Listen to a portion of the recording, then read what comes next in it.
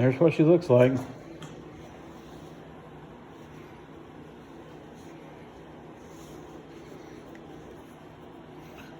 See, the rust was coming through it right there. It was about to be done. There's the worst of it. Here's the hole. I drilled this hole just to make it easier to drain out. So it's got a little bit on the magnet.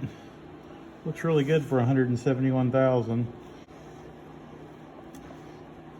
Transmission works great, so we're going to put it back together and hope it still works great with a new filter and fluid.